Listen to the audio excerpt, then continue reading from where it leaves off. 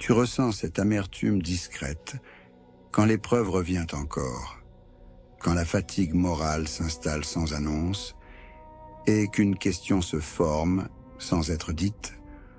Pourquoi la pression ne se relâche pas alors que tu essaies de rester droit, comme si la proximité avec Dieu rendait le chemin plus étroit au lieu de l'adoucir.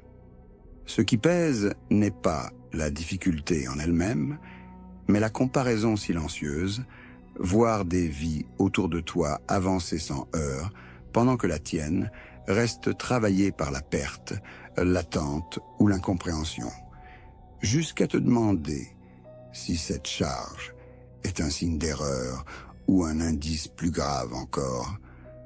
La foi est là, bien ancrée, mais elle est sous tension, car tu n'as pas cessé de croire, tu as cessé de comprendre le sens de cette répétition, et cette confusion fatigue plus que la douleur, comme si être sincère exposait davantage au choc du réel. Dans la logique de la révélation, l'épreuve n'est jamais distribuée au hasard, et elle n'est pas le signe d'un éloignement, car Dieu ne travaille pas les cœurs qu'il délaisse et ne polit pas ce qui n'est pas destiné à porter, même si cette attention prend la forme d'un poids prolongé. Il existe une loi ancienne où la proximité appelle l'épreuve, non pour détruire mais pour dégager, car ce qui est proche doit être nettoyé de toute illusion et ce qui est choisi doit être allégé de ce qui l'alourdirait dans la durée. Lorsque Dieu voulait élever Abraham par son rang, il ne lui a pas donné le repos, il lui a donné une suite d'épreuves sans relâche.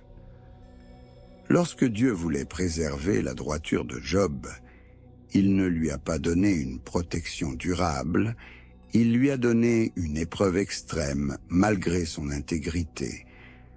Lorsque Dieu voulait honorer Marie, il ne lui a pas donné l'abri du regard des autres. Il lui a donné l'isolement et l'accusation, malgré sa pureté.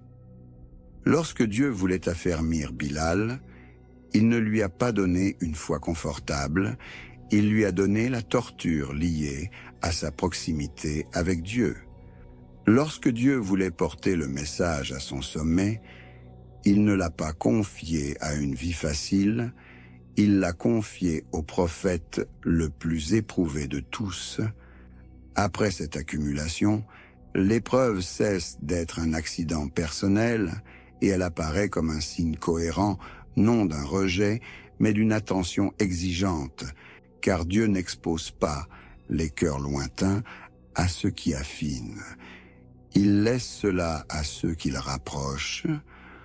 Ce que tu traverses n'est pas une punition déguisée, mais un travail de proximité, car l'épreuve agit comme un feu mesuré, elle brûle ce qui ne peut pas rester, et elle révèle ce qui tient même sans récompense visible. La douleur devient plus lourde quand tu vois d'autres avancer sans être touchés, non parce que tu envies leur confort, mais parce que tu aurais espéré que la sincérité protège de cette pression. Et cette attente silencieuse te laisse avec une question sans réponse immédiate. Mais dans la logique divine, la facilité n'est pas toujours un honneur, et l'épreuve n'est pas toujours un avertissement, car ce qui est laissé tranquille n'est pas nécessairement prêt, et ce qui est travaillé l'est souvent parce qu'il doit rester droit sous un poids plus grand.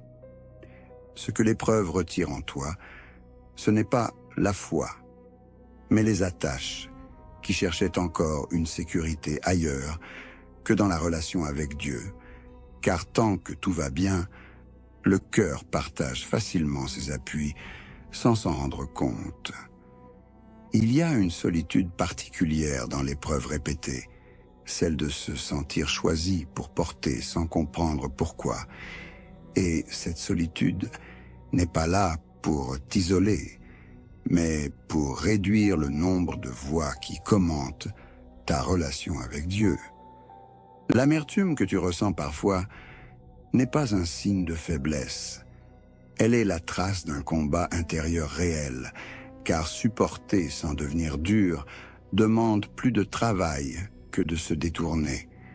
Et cette lutte n'est visible que pour celui qui la regarde vraiment. Être éprouvé alors que tu crois n'est pas une contradiction, c'est une cohérence exigeante, car la foi vivante attire le travail, et ce travail ne se fait pas dans le confort, mais dans la répétition, l'endurance et la perte de toute prétention silencieuse. Si aujourd'hui tu te demandes pourquoi toi, cette question n'est pas une faute, elle marque simplement l'endroit où la comparaison commence à céder et où la relation avec Dieu cesse d'être évaluée par le soulagement pour être reconnue par la constance. Rien de ce que tu portes n'est inutile et rien de ce qui te pèse n'est hors de vue, car l'épreuve n'est pas le langage de l'abandon, elle est le langage discret de la proximité, même lorsqu'elle laisse le cœur sans réponse immédiate.